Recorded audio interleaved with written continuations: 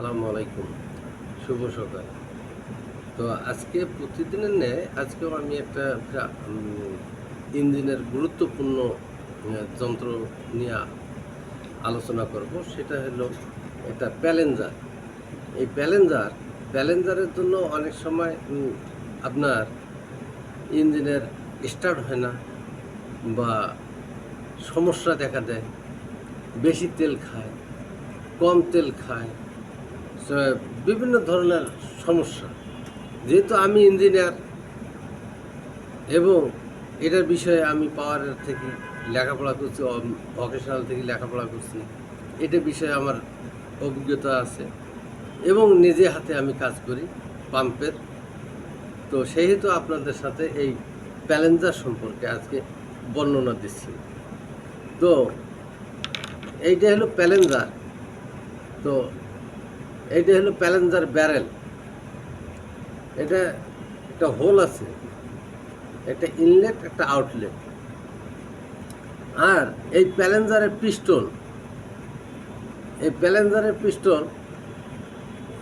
দুইটা গ্রুপ আছে, একটা হেলিক্যাল গ্রুপ আর একটা হলো রাউন্ড গ্রুপ।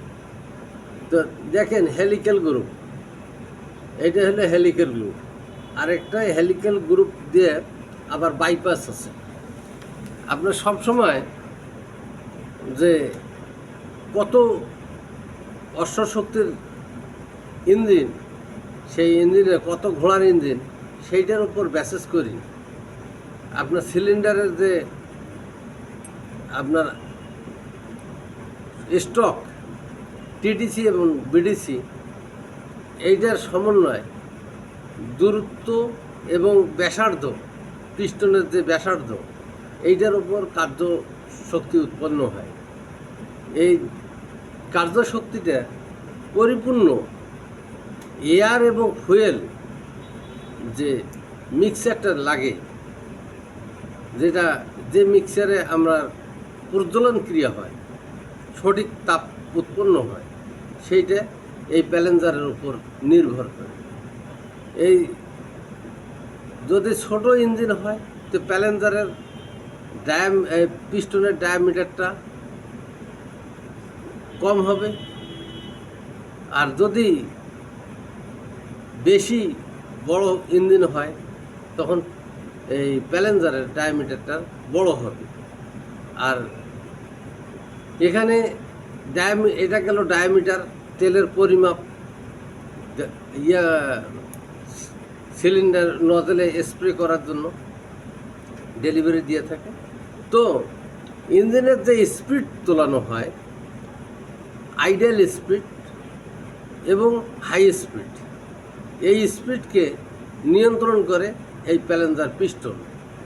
এখানে কন্ট্রোল র্যাক বসানো হয়, যারা ইঞ্জিনিয়ার বা টেকনিশিয়ান বোঝেন। যারা চিন্তা করুন, এই প্যালেঞ্জার এই পাশে যত, বাম পাশে যত নিয়ে আসবে তত হাই স্পিড উঠবে। অর্থাৎ হেলিক্যাল গিয়ারটা, হেলিক্যাল ইয়াটা খুব বেশি পরিমাণে তেলের করবে, ডেলিভারি করবে। আর যত আপনি বাম পাশে এন্টিক্লকওয়াইজের দিকে নিয়ে আসবেন তত কম হবে, কম তেল যাবে। তো যখন আমরা প্যালেঞ্জার এবং নজেল সমন্বয়ে কাজ করে থাকি, ড্রাইভার সাহেবেরা যখন বলে যে আমার গাড়ি বেশি তেল খাচ্ছে, তখন কিন্তু আমরা এই জিনিসটা ফলো আপ করি। ফলো আপ করলে বোঝা যায়, যদি এটা হেলিক্যাল একটা গিয়ার যদি 1 পয়েন্ট কমে দেওয়া যায় তাহলে আপনার তেলের পরিমাণ কমে যাবে।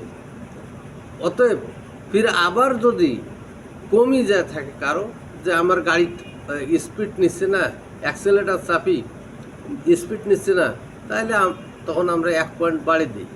দিলে হবে কি, একটা নির্দিষ্ট, আমরা যখন প্যালেঞ্জার টেস্ট করি, নির্দিষ্ট একটা ফুয়েল আমরা পরিমাপ করি।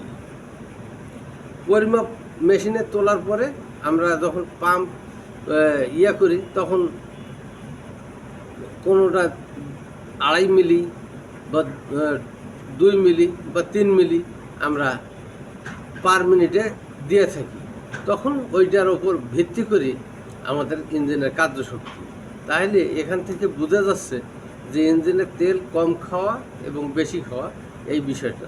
তো প্যালেঞ্জার নিয়ে অনেক অনেক বিষয়ে আলোচনা আছে, আজকে এতটুকু মাত্র আপনাদের সামনে তুলে ধরলাম।